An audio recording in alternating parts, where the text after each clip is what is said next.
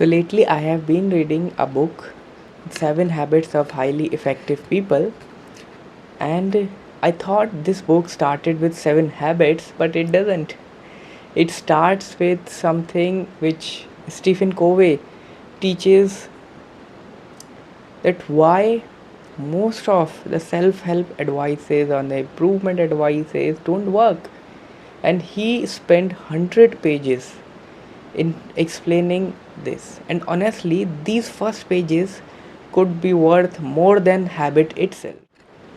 Imagine Google Maps shows a wrong destination of your house, and no matter how fast you drive, how expensive your car is, but you will still reach the wrong destination.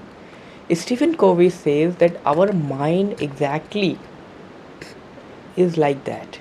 Each of us carries a mental, invisible maps in our head, which he called as paradigm. These maps decide how are we interpreting our success, people, relationships, and even failures. And the scary part, most of us never question, are my maps even accurate? Changing our life isn't about working harder, working better, or doing something. It is updating the map which is in our mind, which we have.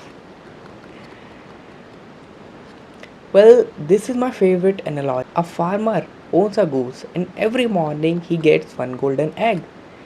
At first, he is thrilled by the golden egg which he is getting every day, but then greed takes over.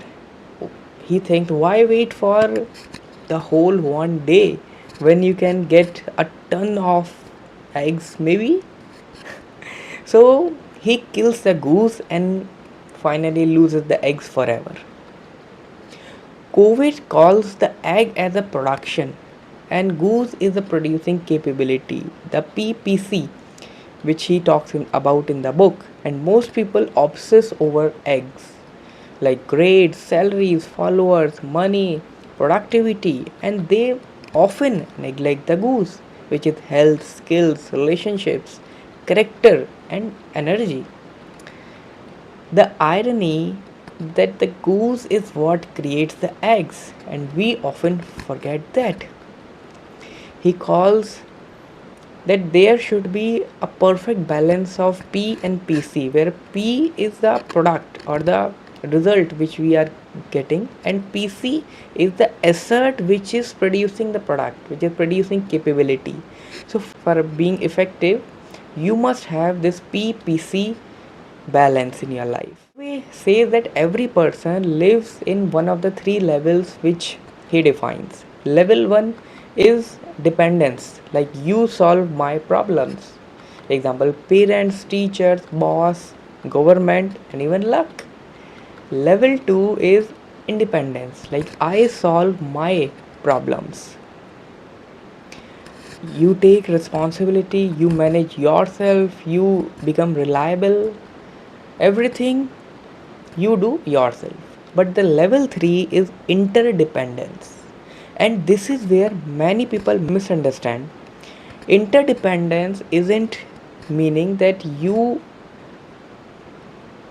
need someone else, you are weak, or you cannot do by yourself, but it means choosing to work with others because you together are becoming more stronger than you when you were working independently.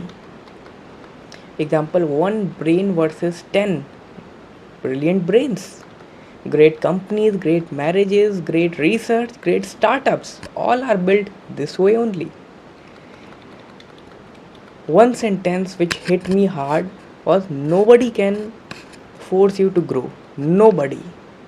Even every person has an invisible gate, and the only person holding its key is you.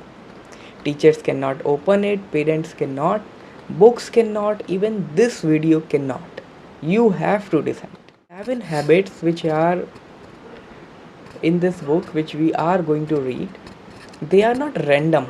They are like staircases which the author describes as like the habit 1, 2, and 3. When you will read and implement and understand, these are centered around the private victory, which will elevate you from dependent level to independent level. Habit 4, 5, and 6 will elevate you from independent level to interdependence level, that is resulting in public victories. While the habit 7, once incorporated, will renew everything, all 6 habits, in a cycle. I haven't reached the habit 1 yet, and this introduction alone changes how I think about success, relationships, myself, my thoughts. The biggest obstacle isn't our efforts, maybe it's the map which we are following. Tomorrow I am reading Habit 1 and let's see if it changes my mind too. Thank you.